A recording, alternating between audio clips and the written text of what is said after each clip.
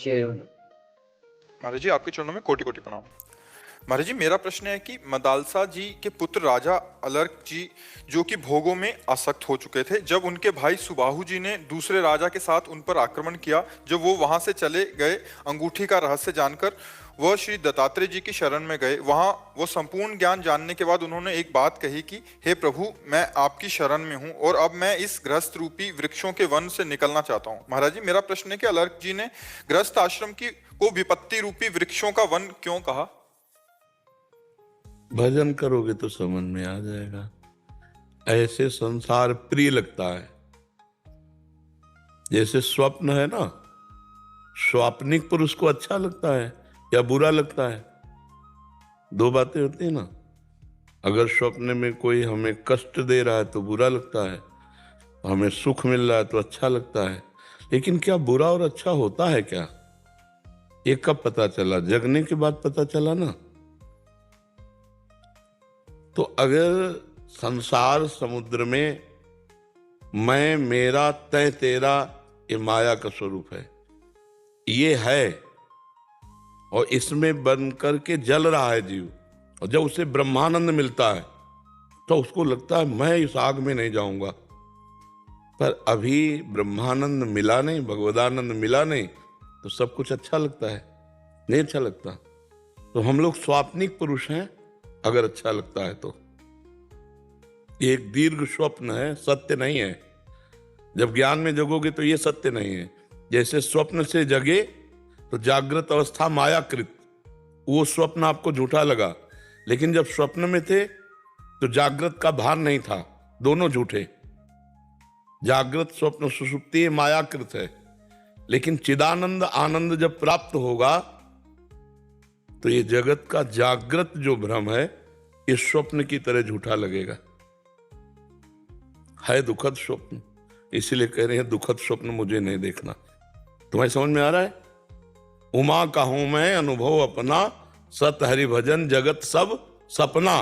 तो इस सपने में उनको दुखद अनुभव हुआ, इसलिए कह रहे मैं इस दुख में संसार में नहीं जाऊंगा। क्या दुख है? नाना प्रकार की कामनाएं, नाना प्रकार की भोग वासनाएं, किसी से राग किसी से द्वेष, ये सब दुख ही तो है। जिस समय कोई कामना नहीं, कोई राग द्वेष नहीं, उस समय जो जीव को आनंद प्राप्त होता है, सहज आनंद, कोई क्रिया से नहीं, सहज स्वरूप हमारा आनंदमय है, सहज सुख राशि, परमात्मा का अंश है ना, चेतन अमल सहज सुख राशि। हम अपने स्वरूप को भूल करके शरीर को मैं मान करके और शरीर संबंधियों को अपना मानकर कुछ पराया कुछ अपना, बस इसी राग द्वेष में जो जलन हो रही है, वो जलन जब ब्रह्मानंद से मिटी तब उनको ना ना ना, प्रभु इस दोबारा संसार रूपी जलन में मुझे नहीं जाना। और वैसे भी इसमें कितने भयंकर दुख हैं, देख लो कितना इस संसार में कष्ट है। चाहत सबसे ज्यादा कष्ट है, और कोई हृदय ऐसा नहीं जिसमें चाहत ना हो। अब देखो ना, हम पढ़ करके ऐसे बन जाएं, फिर ऐसा ब्याह हो जाए, फिर ऐसे पुत्र हो जाए, फिर पुत्र के ऐसे पुत्र हो जाएं, मर गए। चाहतों की कमी है देखो। और हृदय में आनंद तभी आता है जब चाहत रुक जाए। जाहि न चाहिए कबहु कछु, तुम सन सहज स्नेह, बसहु निरंतर तासुर, सो राउर निज गेह। हे भगवान, आपका वो हृदय घर है, निज घर, जिसके हृदय में चाह न हो। चाह मिटी, चिंता मिटी, मनुआ बेपरवाह, जिनको कछु न चाहिए वो साहन के साथ। तो सब हृदय में देखो चाह है नहीं, तो बाहरी दुख हो चाहे ना, वो अंदर का दुख तो जला रहा है ना, चाह। प्रतिपल भोग रहे फिर भी भोगने की चाह, रोज भोजन पा रहे फिर भी पाने की चाह, जीने की चाह, रुपया की चाह, मतलब कितनी चाहे, एक दो चाहे हैं। एक चाह कोई बता दे हमारी ये पूर्ण हो जाए तो हम कभी चाह नहीं करेंगे, ऐसी कोई चाह नहीं। एक ही चाह है, भगवान मिल जाए। जहां भगवान मिले तो सकल कामनाहीन जे, सारी कामनाएं शांत हो जाएंगी। इसलिए बच्चा, महापुरुषों को संसार ये दावाग्नि दिखाई देता है। दावाग्नि समझते हो? जंगल में जैसे आग लगी हो ना, हाँ वैसे ये दावाग्नि है। पर जब ब्रह्मानंद मिलेगा तब तो लगेगा।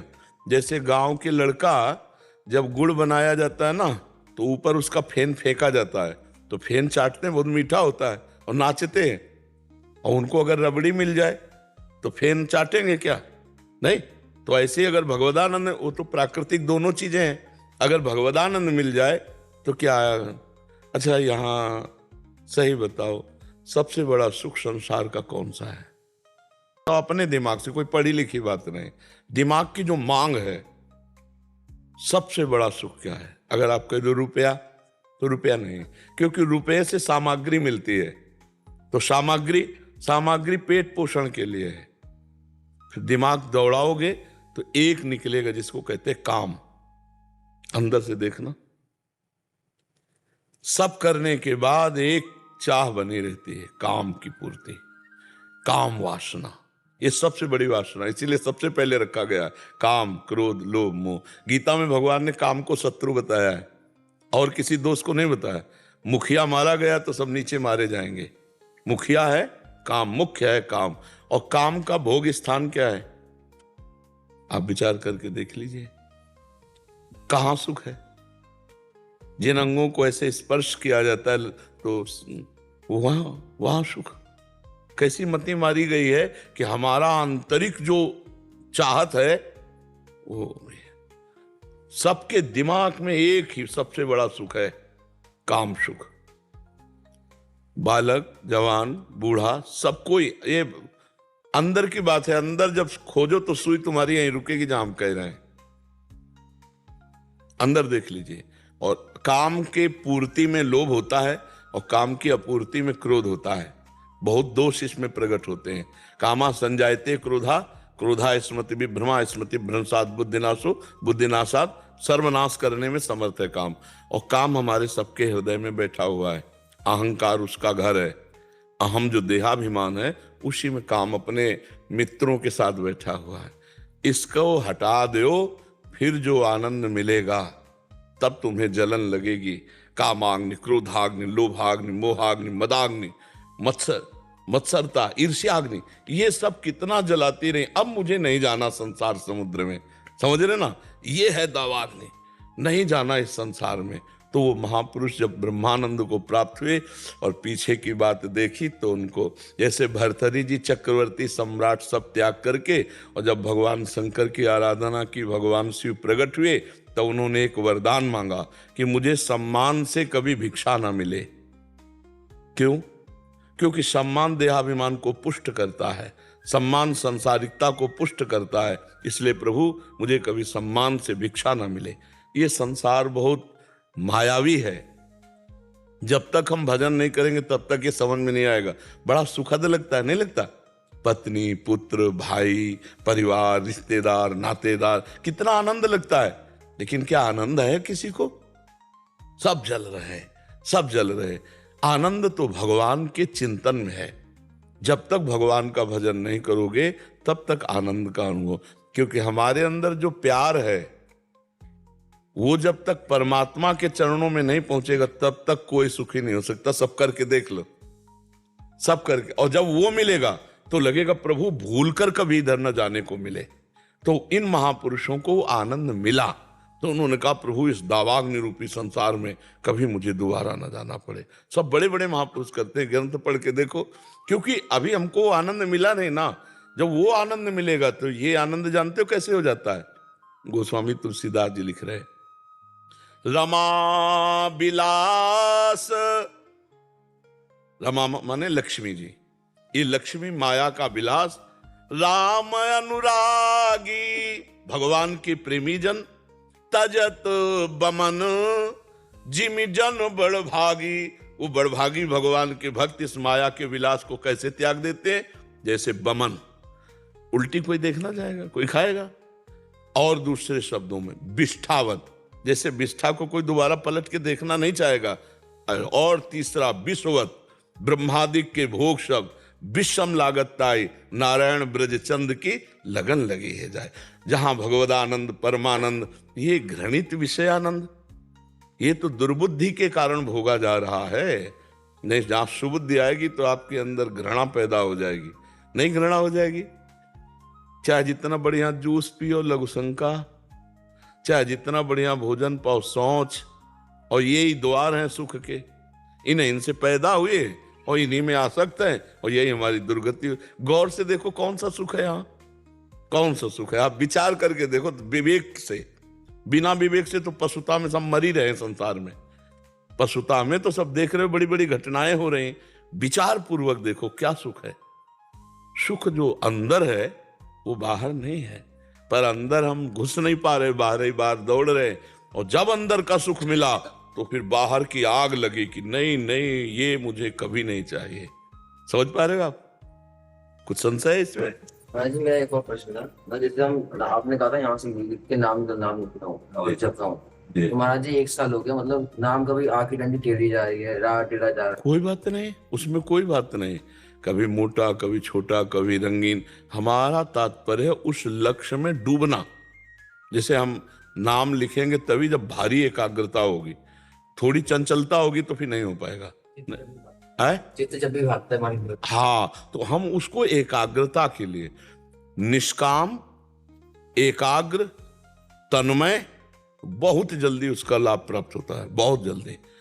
जैसे राधा, हमारे सामने राधा आंख खोले चाहे बंद, और अंदर से निकल राधा, श्रवणेंद्रिय सुन रही। अब इस डिलीट ही नहीं होता है, और जिसको देखें वो चित्त आ जाता है, फिर डिलीट ही नहीं होता, फिर नाम से डिलीट करना पड़ता है, तो ऐसा आता रहता है। अभ्यास करो, अभ्यास करो। ये आज मतलब अभ्यास में ऐसा है तो कल अभ्यास में इससे और अच्छा आएगा, परसों और अच्छा आएगा, और नरसों भागेगा नहीं। बताओ, हम आपसे बात कर रहे हैं और सब लोगों को देखते हैं, तो क्या हम भजन विहीन चलते हैं क्या? कोई रो रहा है, कोई हंस रहा है, कोई खेल रहा है, कोई देख रहा है, सबको देखते हैं। वो देखें ना देखें, सबको देख। तो जब सबको देखेंगे, सबको, तो भजन नहीं चल रहा। नहीं, हम अपने भजन में हैं। हम ऐसे ऐसे कर रहे हैं, ऐसे ऐसे कर रहे हैं, लेकिन हम वो देख रहे हैं जो देखना है। तुम हमें देखो, हम तुम्हें देख रहे हैं, लेकिन तुम्हारे देखने में हमारे देखने में अंतर है। तुम इस देह को देख रहे हो, हम देहाती तत्व को देख रहे हैं। प्रभु प्रभु प्रभु, मेरे नाथ इतने रूपों में, इस रूप में। हम कभी कभी रोने का मन होता है, इतना मतलब जैसे कोई रो रहा है और जरा सा कुछ छेड़ दे, कोई दोहा, कोई ऐसा, बस एकदम, क्योंकि बस इतने रूपों, नवजात शिशु से लेके वयोवृद्ध, सब रूपों में भगवान मेरे दर्शन देते। हमारा भगवत भाव, और बीच में सबके चेहरे के ऊपर राधा राधा। भजन करने वाला बड़ा प्रवीण होता है, सुजान होता है। तो हमारा जब मन किसी चित्र में जाए, वो चित्र पहले नहीं था, वो चित्र बाद में नहीं रहेगा, तो बीच में उसकी सत्ता क्या है? हटाओ, 1 सेकंड में हटाओ, फिर लगो। अगर हम भगवत कृपा से ये प्रवीणता भगवान ना देते तो इतने चित्र हमारे पास इकट्ठा हो जाते कि हम चित्त हो जाते। नहीं तो ब्रह्म मुहूर्त के पहले जग करके ही इतने लोगों की चित्त हमारे देखने पड़ते हैं। चित्त तो हमारे चित्त में इतने चित्र जमा हो जाए कि हम चित्त हो जाएंगे, भजन ही नहीं हो पाएगा, ले हो जाए। लेकिन एक गुरु कृपा से, भगवान की कृपा से, जैसे अब हमसे आप कहो कि हम वहाँ खड़े थे, आपने हमें पहचाना? बिल्कुल नहीं। हमारी हम आप यहाँ से हटे, हमारे पास डिलीट का बटन है, जो ऐसे हटे 1 सेकंड में डिलीट किया, सब खत्म। कौन कौन हमसे क्या बात की, कोई मतलब नहीं। हमारा काम अपने से। अभ्यास योग युक्तेन चेतसा नान्यगामिना। तो ऐसा अभ्यास करो। अभी बहुत कम समय हुआ आपको अभ्यास करते हुए। करत करत अभ्यास के जड़मत होत सुजान, रस्सी आवत जात ही सिल पर हो। बिल्कुल निडर रहो, उत्साहहीन कभी मत बनना, उत्साहित रहो, काटते रहो, रोज आगे बढ़ो। जैसा पहले था अब नहीं है, जैसा आज है आगे नहीं रहेगा। विश्वास करो, साधन में चलते रहो।